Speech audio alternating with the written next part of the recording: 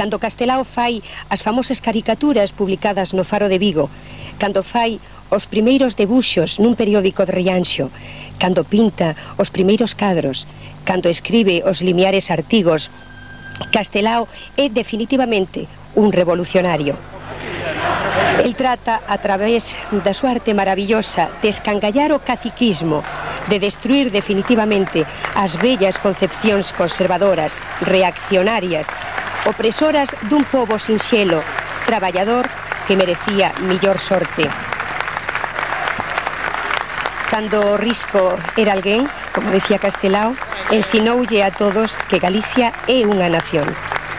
Castelao matinaba en Boston, en Filadelfia, en Santiago de Cuba, por todos os vieiros do mundo, que se Galicia é unha nación ben diferenciada, ten dereito á súa autodeterminación. Aquí está, señores e señoras, xa teñen nas súas imaxes o principio da comitiva e os enfrentamentos.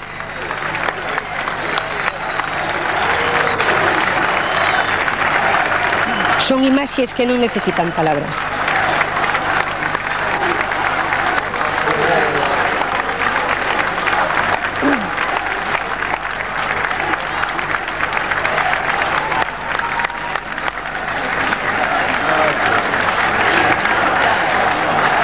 Señores, señoras, a policía cargando contra a xente que dende as 4:30 da tarde berraba e asubiaba os membros da Xunta, os políticos deste país, e berraba as seguintes frases: a Castelao non se traiciona e Galicia ceibe poder popular.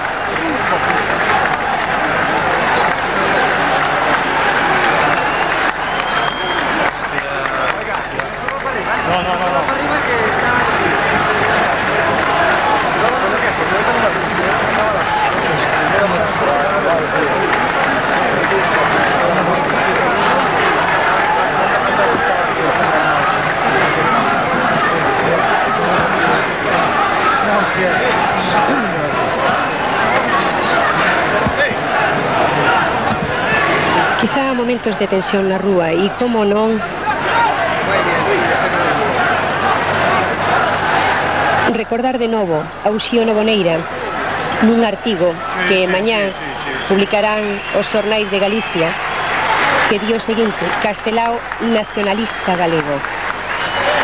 Os restos de Castelao están aí e poden ser manipulados como todo polo poder, mais Castelao solo ven realmente pros que queremos unha Galicia ceibe, pros que solo temos unha patria, a patria galega, pros que solo nos sabemos e sentimos pertencentes a unha nación, a nación galega, inda que sintamos a outros povos irmãos dada a súa proximidade e longa convivencia con nós.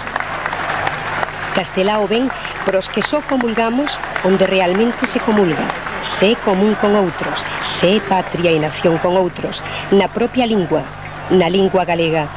Seguimos leindo a Uxío Noboneira, presidente da Asociación de Escritores en Lingua Galega. As imaxes non necesitan comentarios. Castelao era un nacionalista galego, era consciente do que era, da súa propia patria, da súa propia nación, da súa propia lingua, de todo o que é máis sagrado, porque é o máis fondamente propio e nos ven de lonxe, case que de sempre, dos antepasados nosos, que así nos fixeron e en nos prevalecen. Non lle cambiaron como a outros galegos lles cambiaron a patria.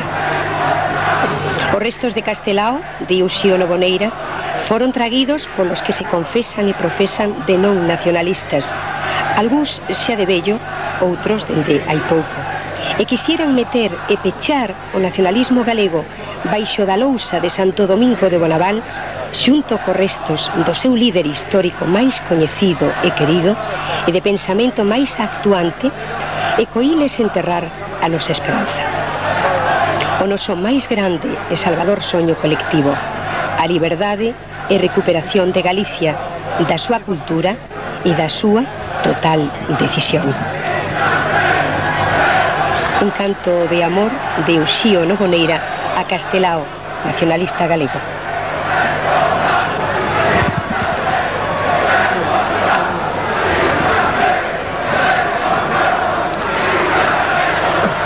Vimos hai unos instantes que Castelao matinaba con Luís Soto na emigración por todos os vieiros do mundo, que se Galicia é unha nación ben diferenciada, ten dereito á súa autodeterminación, ou o que ela queira ter.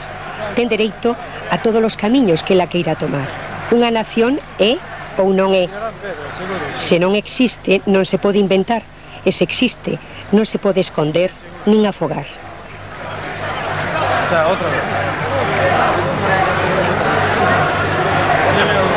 Discutía Luís Castelao, que era un home recio, forte, valeroso, pero que choraba con frecuencia, e choraba sobre todo cando sentía a traición de algún amigo.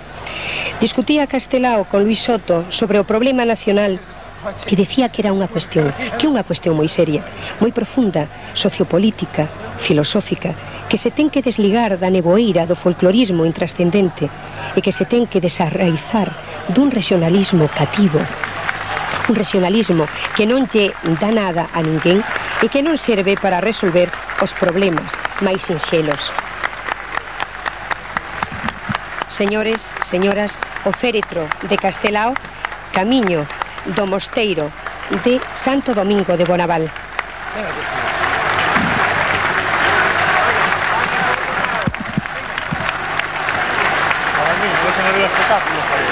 Ahora comprobarán que non hai berros, hai fortes aplausos de todo o público, porque Castelao está por enriba de todas as ideoloxías. Castelao é a esencia misma do noso país, da nosa nación.